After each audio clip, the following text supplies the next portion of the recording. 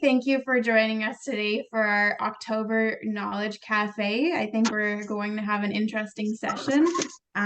We haven't had many topics or sessions on podoconiosis, so it'll be interesting to hear what our two speakers have to share with us today.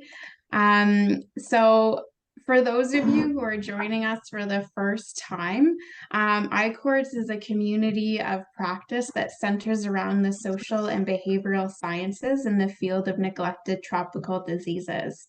And its purpose is to bring people in this field together to learn and collaborate with each other. And one way that we do this is through our knowledge exchange cafes, which help us to hear from experts in the field and to hold a discussion on the concepts that are shared and learned. And so during the session, please feel free to put any comments or questions you have in the chat, and we can get to them at the end of the session during our discussion portion.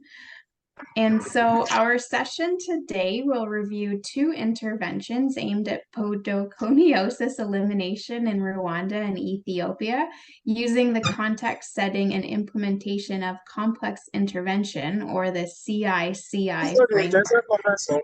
I'll just quickly remind people to mute themselves if possible. Thank you. So we have two speakers today, Dr. Kibur Engdawork and Dr. Richard Kalisa. Dr. Kibur Engdawork is an assistant professor at the Department of Sociology at Addis Ababa University in Ethiopia. He is also a postdoctoral research fellow for the social sciences for severe stigmatizing skin diseases, which is known as the 5S Foundation, which is the research project jointly implemented by the Brighton and Sussex Medical School and the Organization for Social Science Research in Eastern and Southern Africa. Kibur has conducted a number of studies that focus on vulnerable populations, particularly those that are affected by NTDs such as podoconiosis, scabies, cutaneous leishmaniasis, and leprosy by using a social science perspective. Dr. Richard Kalisa is a senior lecturer at the School of Public Health within the University of Rwanda and is also a research fellow with the 5S Foundation. Previously, he served as a consulting pediatrician for more than 10 years in public and private hospitals in Rwanda and Kenya. He collaborated with various intergovernmental and non-governmental organizations and supported professional associations in the areas of primary healthcare systems, perinatal audits, pediatric development clinics, and community case management. So welcome to you both today. And the discussion portion of today's session will be moderated by Dr. Carlos Torres Vitolas, who is on the I-Courts Steering Committee and is a senior advisor in research and innovation at the INGO Unlimit Health. He has over 10 years of research experience in the field of global health with a focus on NTDs and perceptions of disease, barriers to treatment, and effectiveness of sensitization and behavior change strategies among poor rural communities in Africa and Latin America. And so thank you to each of you for taking the time to share your knowledge and expertise with us today. And I look forward to today's session and discussion. So I'll pass it back over to you, Kibur and Richard.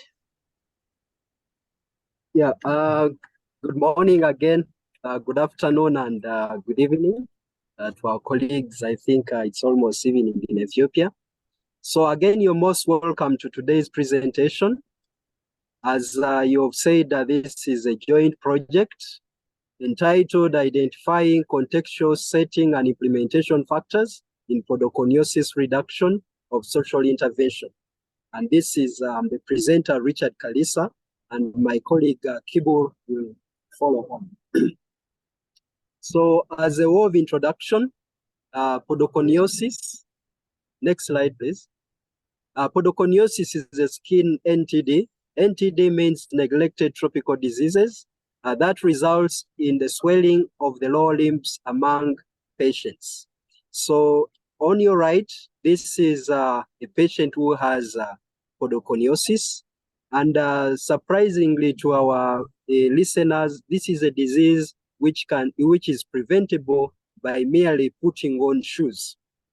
So podoconiosis progressively reduces the patient mobility and economic productivity, and also affects individuals as they are stigmatized.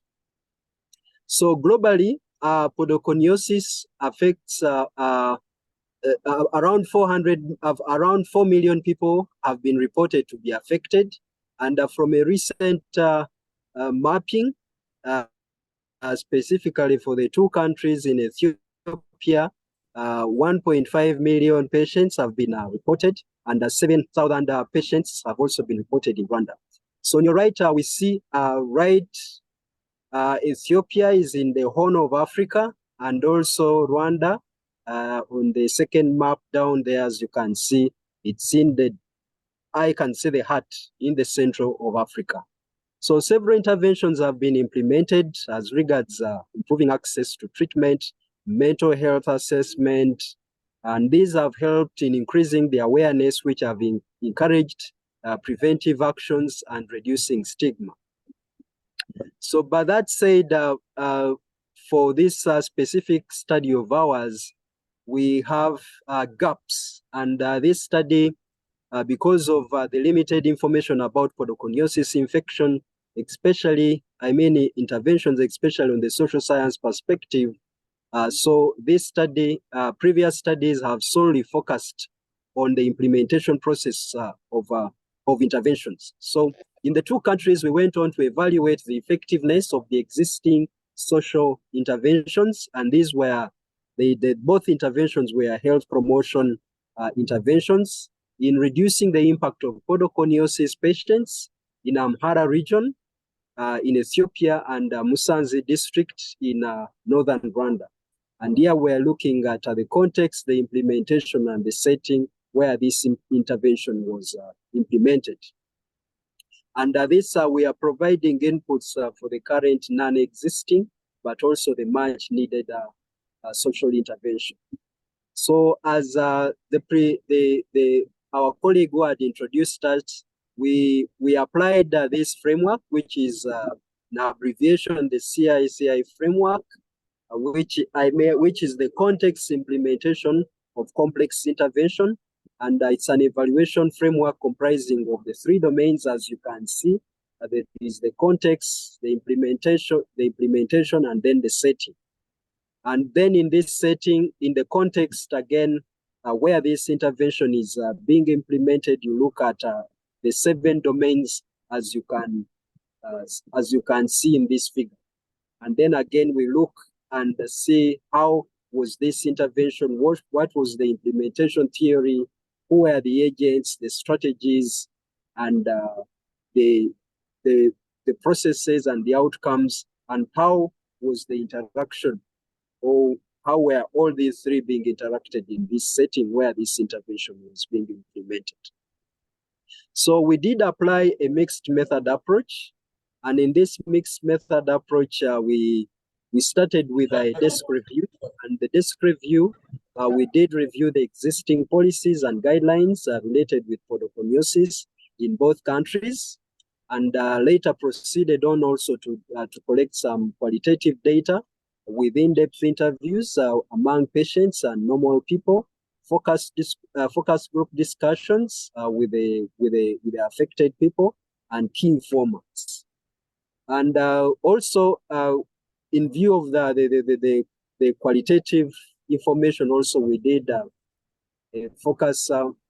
we did an ethnography of where this implementation was being conducted, and also proceeded on also to do a quantitative survey for among in the two districts in Musanze, in the 2 districts in Ethiopia, and 1 district in Rwanda. Next slide, please. As regards our results from the political context,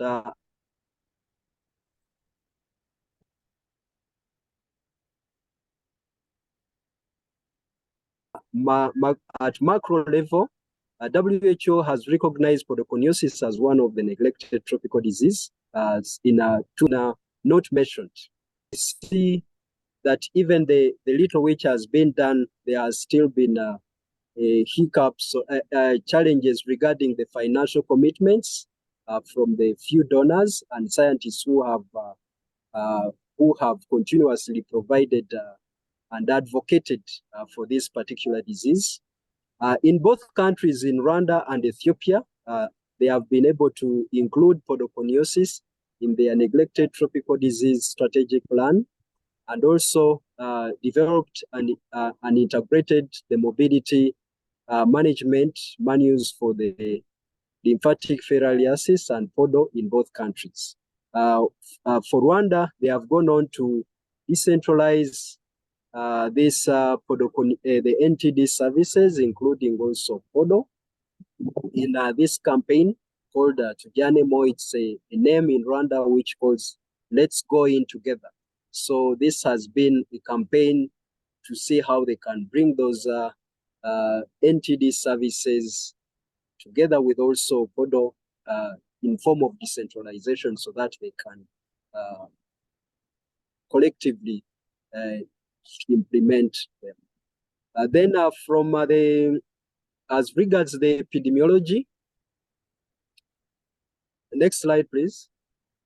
For the epidemiology, this disease in Rwanda is more predominant in the northwest districts, and this is because these districts are predominantly dominated with those volcanic soils.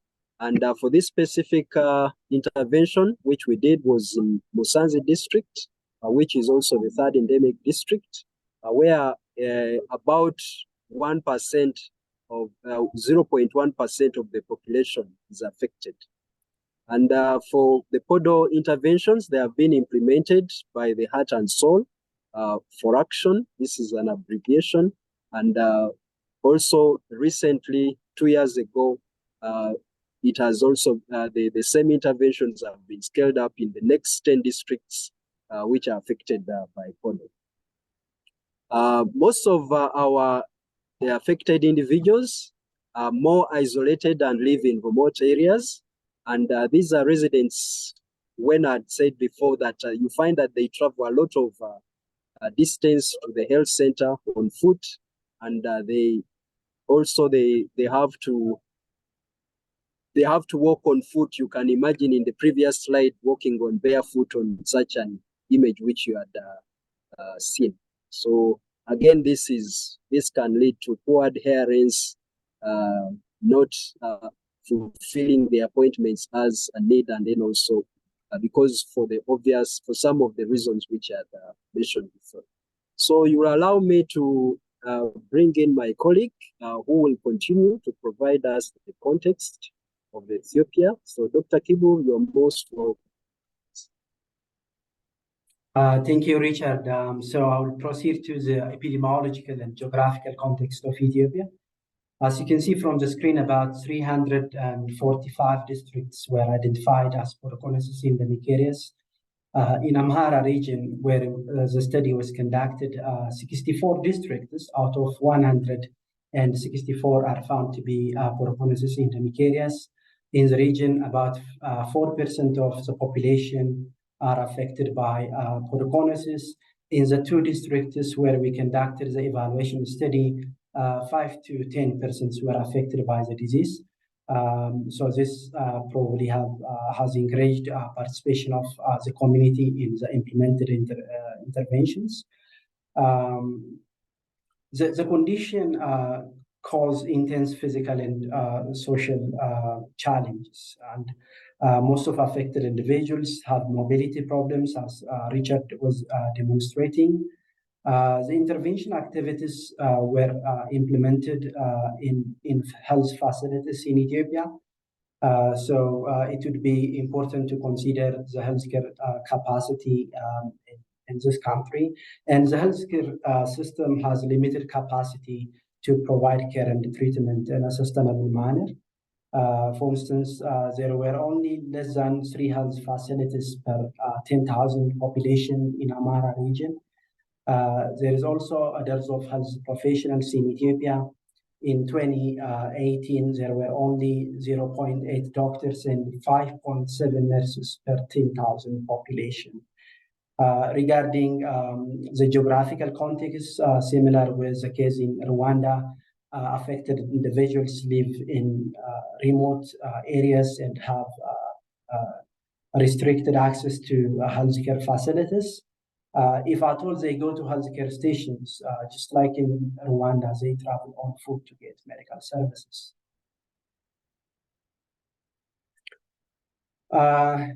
Next, I'll be presenting about the socio-economic context. Rwanda and Ethiopia are among the poorest and least developed countries in the world, and both countries rely on foreign aid. To give you an example, about half of Rwanda's health budget depends on donor aid. Although foreign aid may bring benefits to these countries, we should note that foreign aids may erode domestic authority in some instances, and aid-receiving countries may easily be pressured to only perform donor-driven programs instead of considering local demands and realities. As we say in Africa, if you put your hand in someone's pocket, you have to move wherever they go. At micro level, affected individuals come from households with low socioeconomic status. They usually farm and walk barefoot. As you can see, this is one of the pictures we've taken from our field work. Most of the affected individuals have no formal education as well. It's like a Matthew effect. Sociologist Robert Merton is usually attributed to this phenomenon.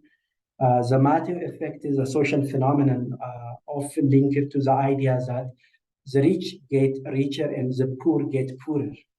So basically, it's like saying disadvantage begets further disadvantage. These people are from poor economic background, and as a result, they are likely to walk barefoot. When they do, they are likely to develop podoconiosis, of course, if they only have genetic susceptibility. So it will be difficult for them to escape from poverty trap.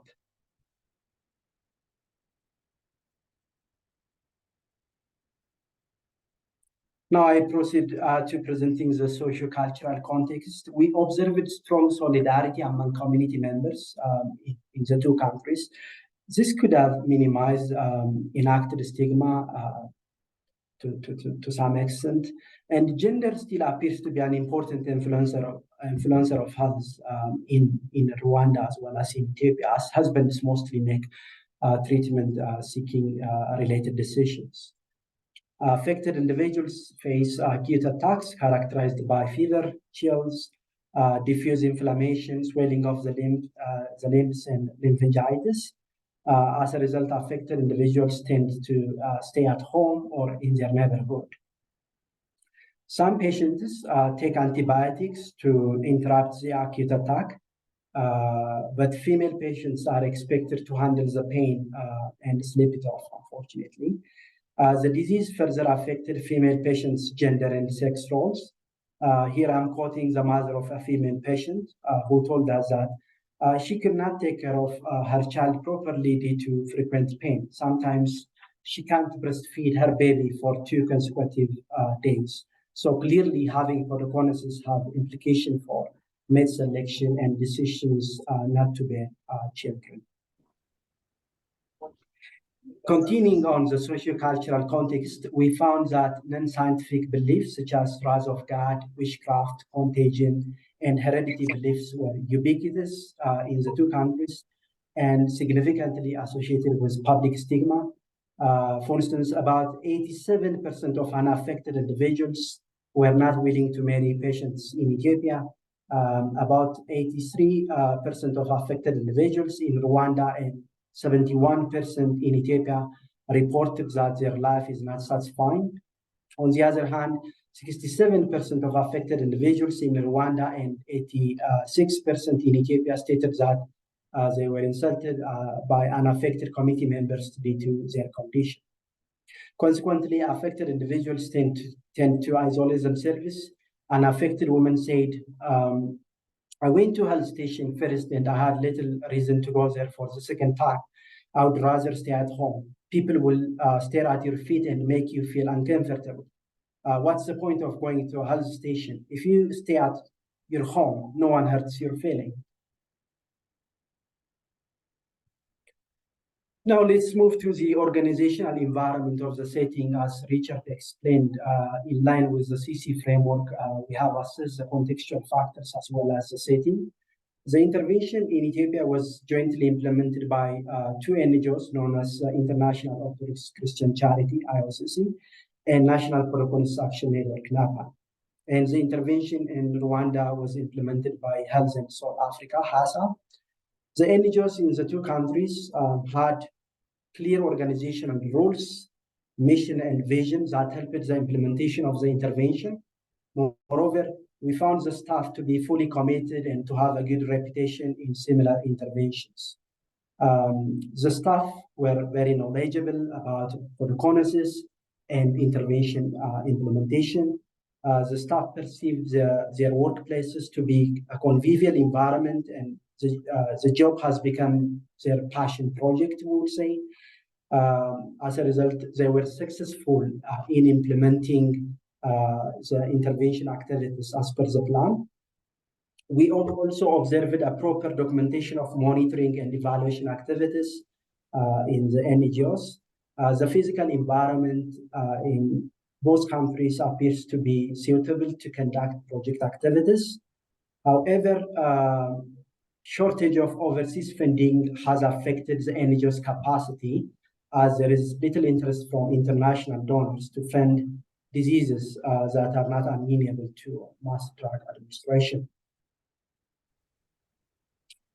Turning our attention now to the implementation of the intervention, I would like to state that we evaluated the implementation, focusing on the implementation strategy, process, actors, and outcome. Integrative model and health education were used as strategies to reach out affected individuals and the wider society in Ethiopia. The implementers in Ethiopia used government healthcare centers in a bid to mainstream podoconiosis services within local healthcare structures. Whereas in Rwanda, HASA conducted the intervention in its own compound. The intervention in Ethiopia provided trainings for health professionals and the public and distributed supplies to affected individuals over a 3-month period. Patient associations have also been established by the two NGOs. The intervention in both countries targeted both affected and unaffected members of the community, and we evaluated the outcomes of the project activities, focusing on sustainability, fidelity, and acceptability. Then this leads to me the next point, which is about the outreach, acceptability, and sustainability of the project activities. The intervention in Ethiopia reached 63% of affected individuals who were sampled by the study, and 88% of this reported continuing to implement intervention activities as learned.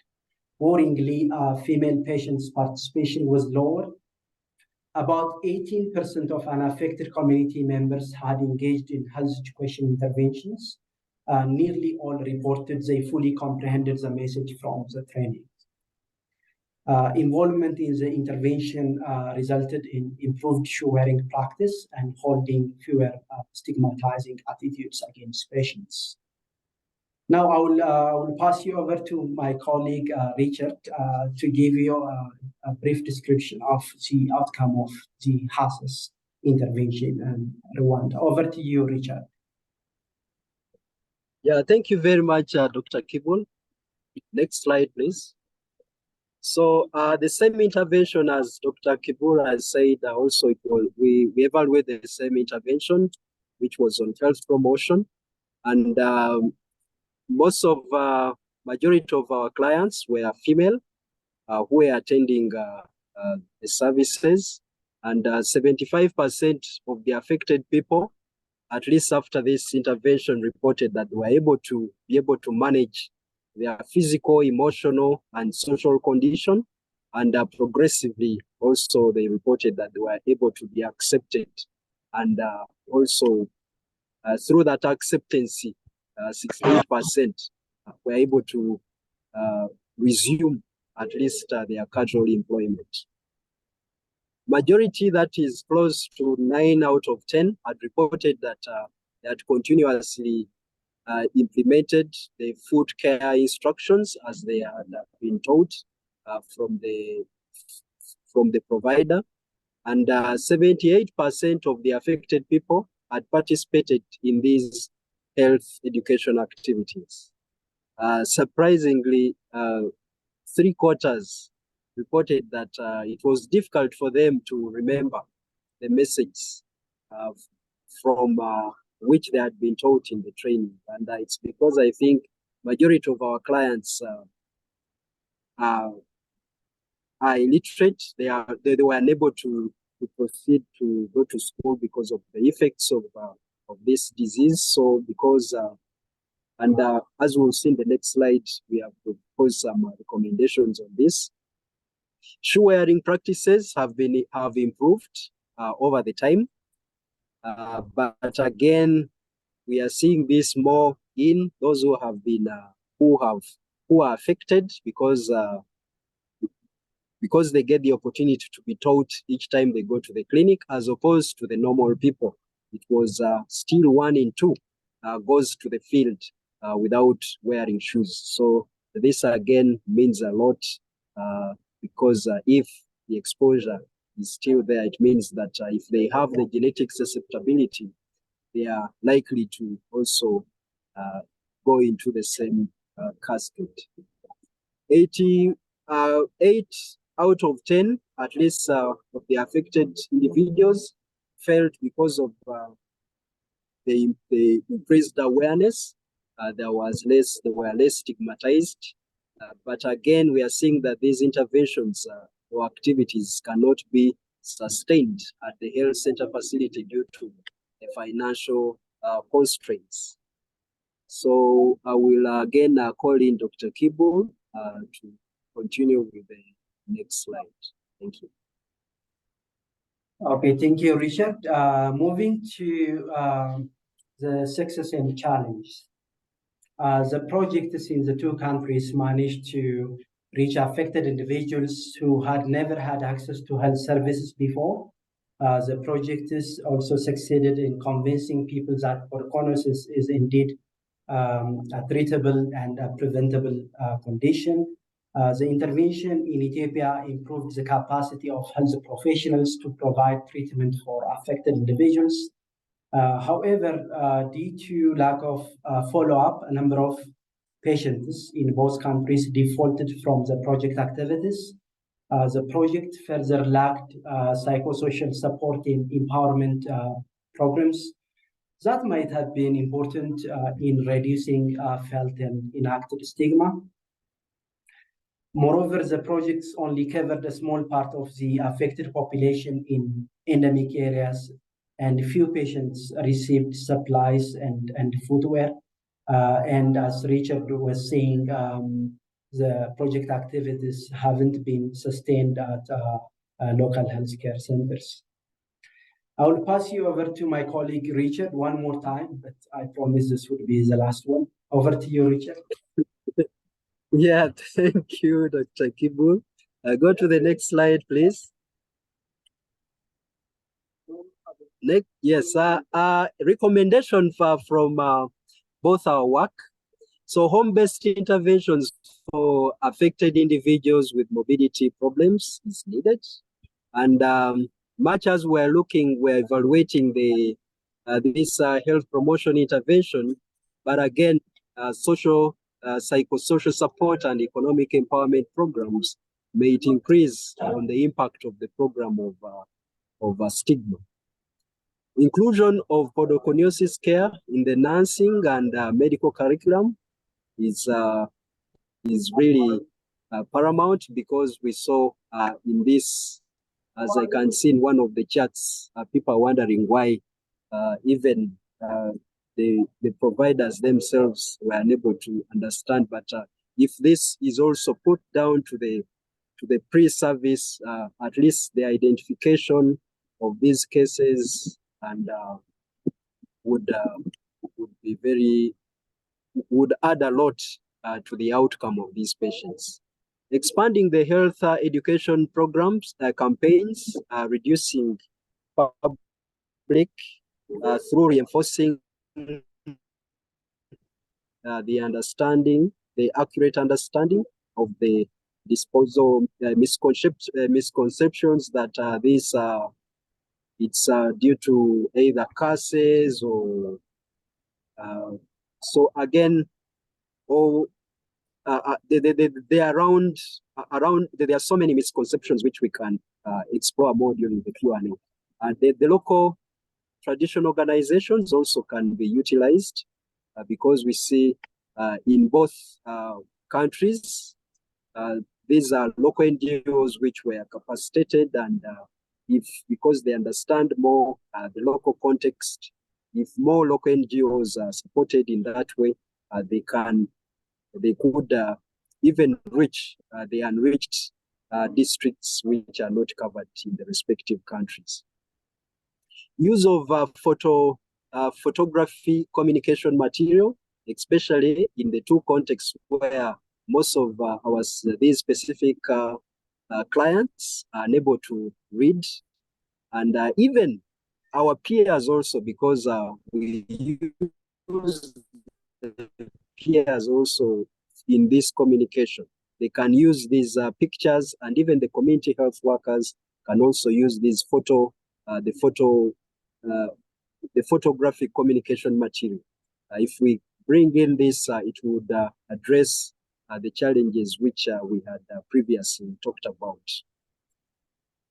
Again, using the peers in dissemination of these stigma-related podoconiosis message is also highly recommended.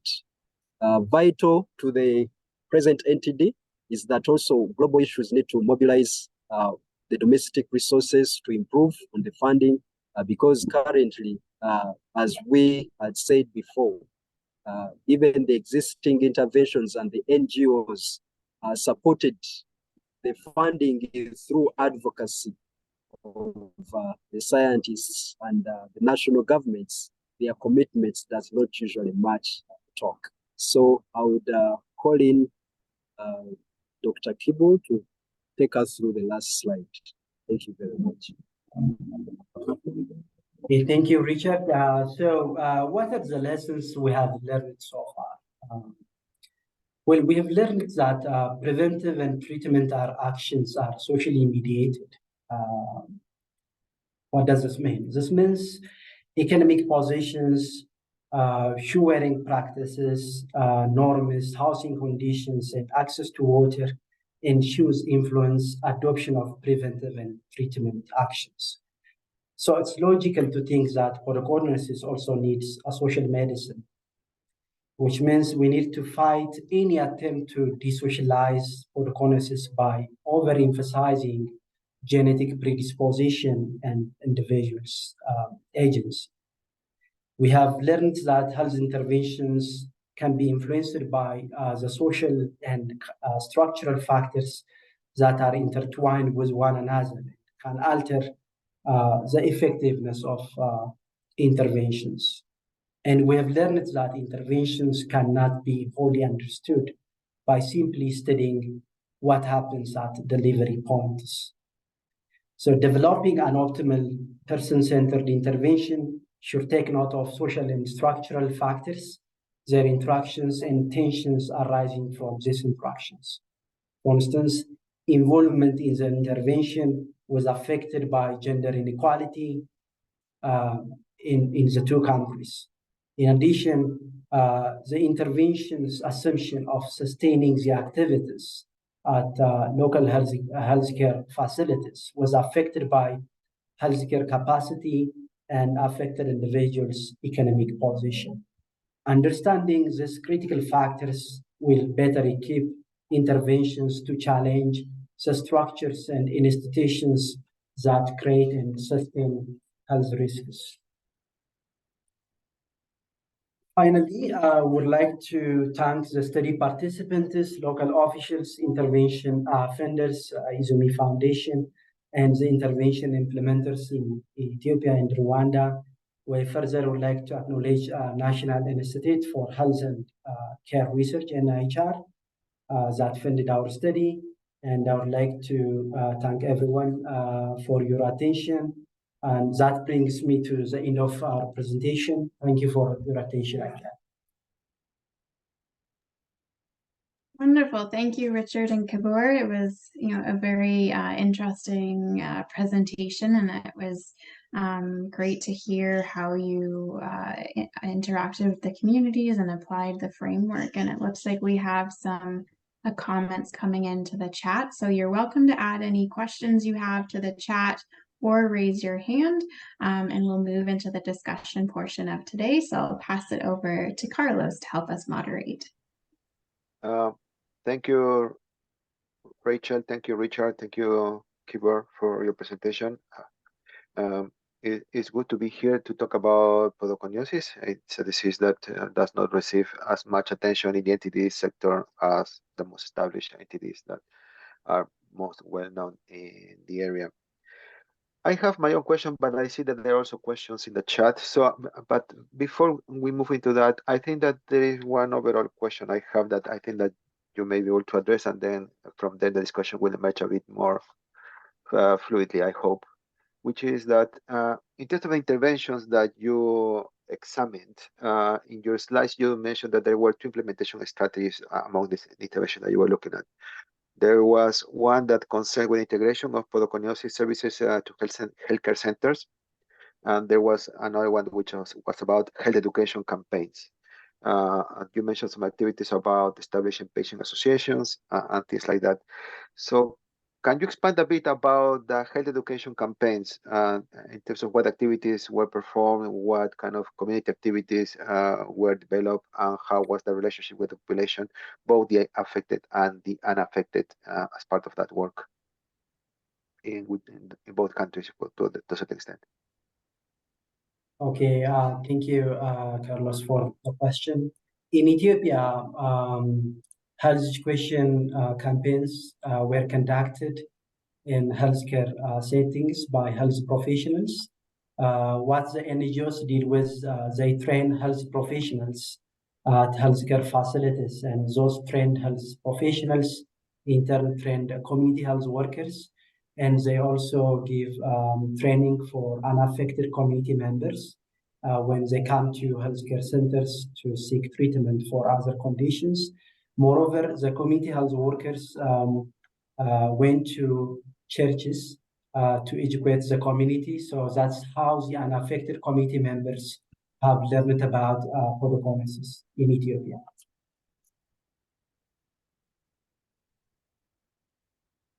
Richard, can you expand in the country? In Rwanda? Similarly, also to Rwanda. So this intervention is being implemented by one provider named by Heart and Soul for Action, and it's it's a local NGO which works in the north of Rwanda, and again, similarly like in Ethiopia, this NGO identified community health workers who were trained who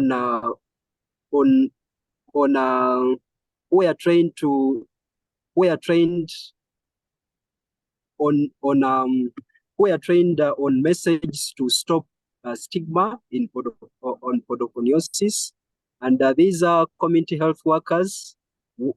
Besides the community health workers, also they identified also the peers who and also the staff themselves for HASA. So for the staff for HASA, they would go to the primary schools in those endemic districts where they would teach the importance of wearing shoes, and also relate it with also podoconiosis.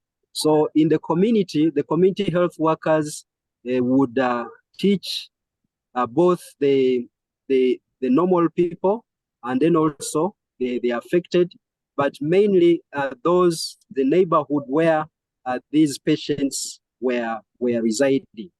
And this in Rwanda, we have community gatherings. Some are conducted monthly.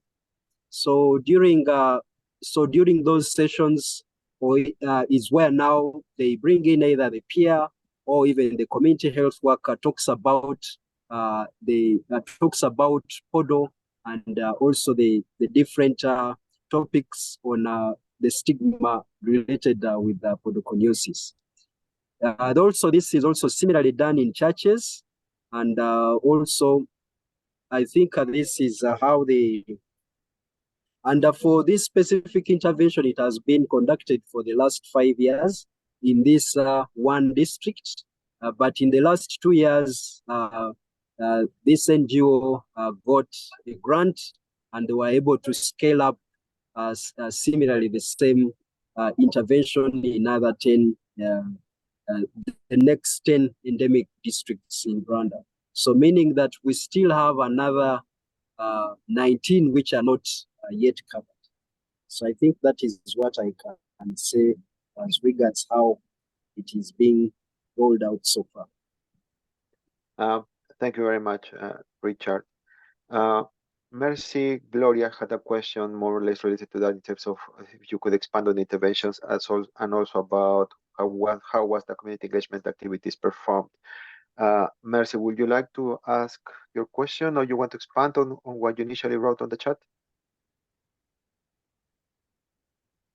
Can you hear me? Yes, I can hear you. Yeah, thank you so much, the organizers and the presenters. Actually, I feel Kalisa has responded to most of my questions in his previous just concluded discussion.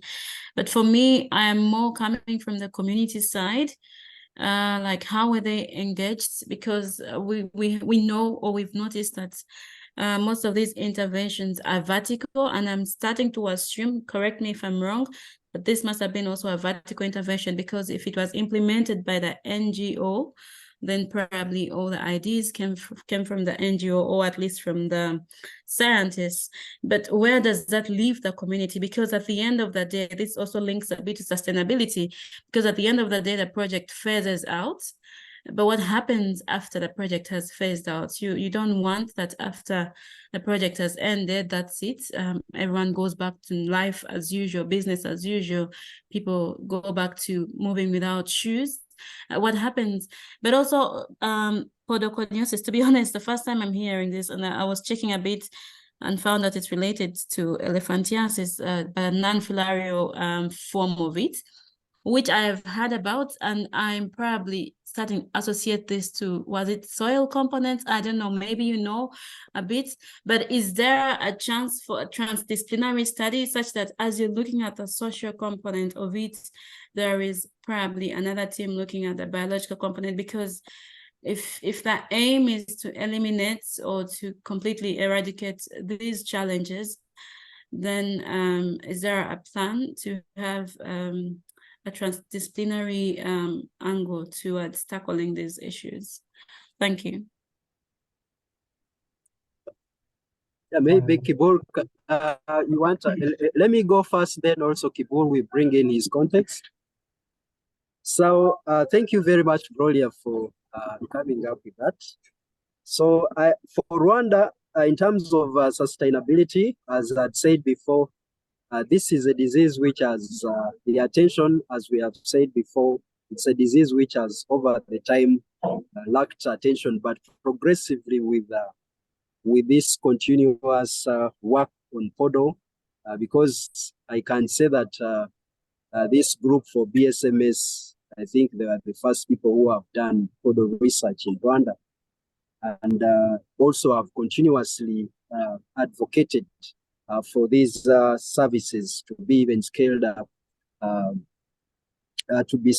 to other districts.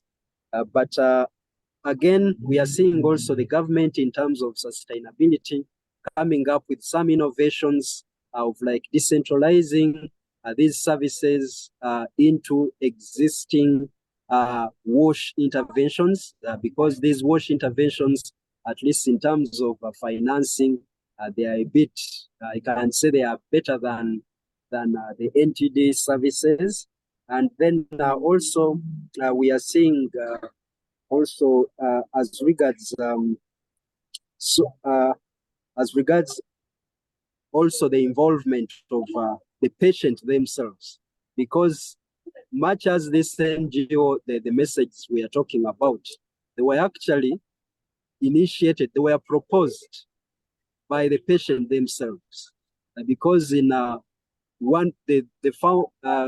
in this project, we find that the patient themselves who, because initially it was purely medical, but along the way, the patients emphasized that much as we are getting this treatment, but it should go beyond.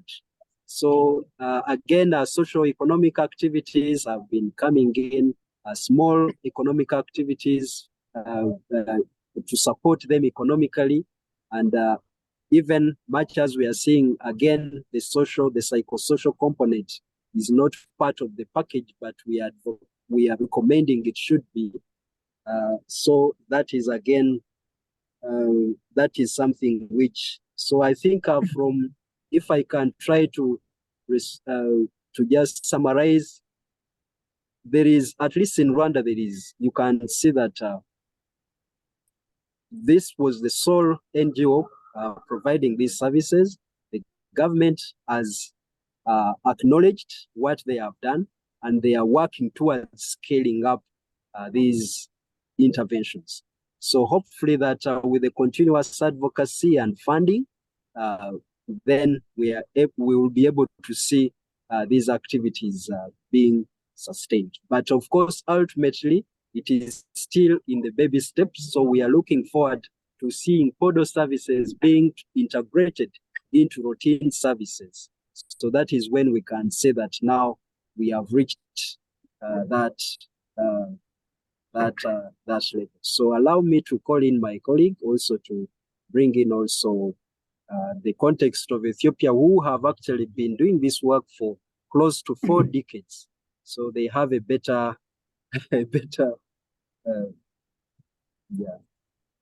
Welcome. Yeah, thank you, Richard. Starting from the last point about multidisciplinary research on podoconiosis, whether that has been conducted. I would say yes, people from different disciplines have been conducting studies on podoconiosis. As you probably know, the condition develops when genetically susceptible individuals walk barefoot on a red clay soil, which is ubiquitous in some part of Ethiopia as well as in Rwanda. So it has been also studied from a biological perspective, genetic perspective. But the current scientific knowledge only tells us that how genetic susceptibility contributes to the disease.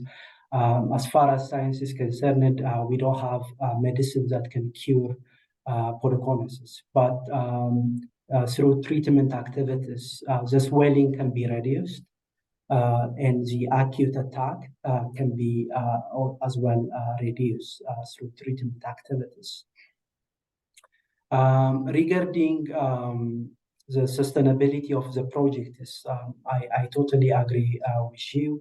It should be sustainable, but to be fair to the NGOs, they are actually conducting this kind of interventions for people who never had access to healthcare services before. Some of the affected individuals we have interviewed told us that they didn't even know that treatment exists for podoconiosis. So they have been staying at home. Some of them 20 years, some of them 25 years. They have been staying at their home, thinking that they can't do nothing about their swelling. So this is a kind of showcase. It's a good start. It's a good attempt to mainstream podoconiosis into local healthcare facilities. But as you have rightly noted, it lacks sustainability. That's also one of our findings. The NGOs did not do this community mobilization. In fact, they didn't use traditional organizations and institutions, which could have been very important to have a kind of sustainable or sustained effect of the intervention activities. So one of the reasons they mentioned for this, they being staff of the NGOs, they told us that they lack funds for podoconiosis, because even funders are not really interested to give funds for drugless diseases like podoconiosis. So we're suggesting maybe different approach to raise funds for podoconiosis. One of them would be the advocacy approach. We believe that the primary responsibility of controlling and preventing podoconiosis is for governments. For instance, Ethiopian government is responsible, Rwandan government is responsible to protect its citizens from such kind of diseases. Ethiopia, for instance, signed the International Covenant of Economic, Social and Cultural Rights in 1993. And it promised its citizens to provide adequate clothing and healthy working conditions. Our people are suffering from such kind of disease because mostly they don't have shoes to wear and to protect themselves from a red clay soil. So we need to provide them with healthy resources.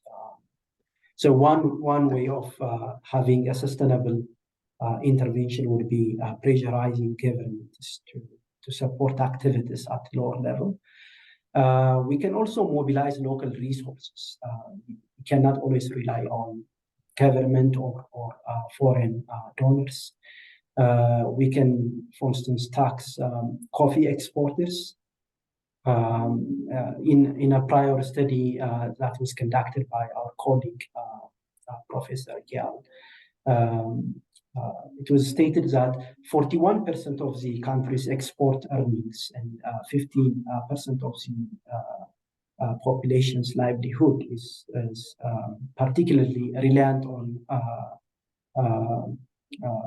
this fertile volcanic soil. I'm talking about the coffee production in Ethiopia. So coffee exporters can be taxed, and that money can be used to support podoconiosis intervention, because people are actually benefiting from it, because coffee exporters, as I've been saying, are benefiting from coffee production, but the fertile volcanic soil, which is very suitable for coffee production, is also a reason for the suffering of our farmers. So tax would be one of the ways to increase funds for podoconiosis.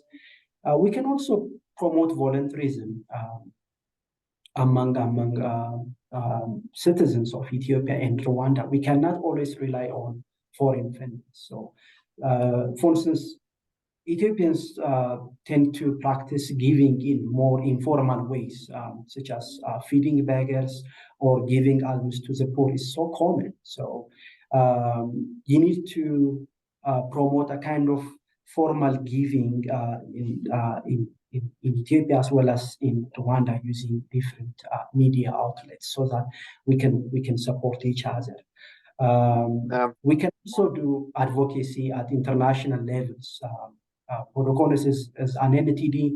It may not travel, it may not bother the Westerns, but as long as it affects the poor countries, it exacerbates poverty and inequality, and we can present that as a global health phenomena as well.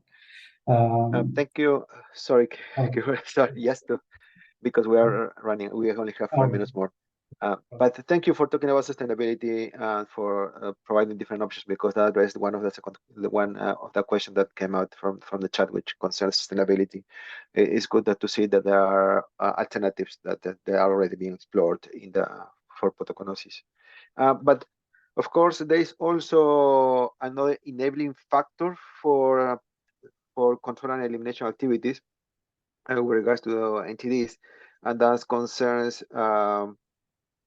the international sector in terms of WHO, as well as different NTDs, community of action. And one of the questions in the chat concerns, how do you plan to link with integrated skincare NTDs, for example, through the NNN or through the WHO skin NTD initiatives? How do you think do you envision this work can lead towards those types of cooperation at international level? And I may add another question from my point of view, which is that this research you're working is good, but social science can also may not only be good to communicate things to people locally, but it may also be used for communications with policymakers, with international community for advocacy and funding purposes, either at the NNN, WHO, or other fora. So more or less, how do you envision this kind of international level of activity may work? How do you think that kind of cooperation may develop based on the different activities that you have assessed, either in terms of linking through the NNN, linking through the WHO skin NTD initiatives? How do you envision social science may play a role in that process? Yeah, I think I will go with the last. I think already there is ongoing. The group at BSMS is the one under Professor Gay, is the one in charge of operational research. So where we are looking at social science being pivot to use into this arena. And this is the start. This was, we are just starting from this project. Then the proceeding one is where we are looking at the impact of social science to communicate. But as regards the integration of the skin NTD into the WHO, I think Dr. Kibur, beginning of this year, was in that forum. I think would be more at ease to respond to this. Thank you. Well, I won't say that podoconiosis is entirely new to organizations at macro level or international organizations. As Richard explained earlier in one of the finding slides, WHO recognized podoconiosis as one of the neglected tropical diseases in 2011. That was due to the hard work of scientists who have been conducting studies on podoconiosis and who have been publishing articles and presenting papers in international conferences. But unfortunately, in the NTD roadmap that came out in 2020, in ending the neglect to attain the Sustainable Development Goal in 2013, podoconiosis has not been mentioned. So there has been some sort of a backward movement, I would say, and I think to improve the attention that has been given to podoconiosis, social scientists can play a vital role by showing people suffering and by suggesting implementation, research, and optimal strategies to address the needs of the people and to control and prevent the condition in endemic areas. So I think one of the ways would be, as I've said, conducting studies, presenting papers in international conferences. As Richard mentioned, we did one presentation back in the end of March at the Skin NTD meeting in Geneva. So we are actually advocating podoconiosis and the suffering of people. So if we keep on conducting studies, if we keep on showing people suffering, and what can be done as well to prevent and control the condition, I think at international level as well, international organizations and donors could give attention to the condition. Thank you very much. Over to you, Rachel. Thank you, Carlos, and thank you, Kibur, and thank you, Richard. It has been a wonderful session today, and it's always so nice to have the discussion and question and answer period, as it allows everyone to kind of debrief what you've shared and be able to get into the topic further. So I hope that was interesting and a learning experience for everybody who's online right now. So I'm just going to release a quick poll just to get everyone's feedback in terms of the sessions. We collect this just for our knowledge cafes in general. And so, yes, thank you again to our speakers and to our moderator, Carlos. And we will be having 2 sessions actually coming up in December. We've moved our November one a little bit. So keep looking at your emails for our next upcoming sessions. So thank you, everybody, and I hope you have a good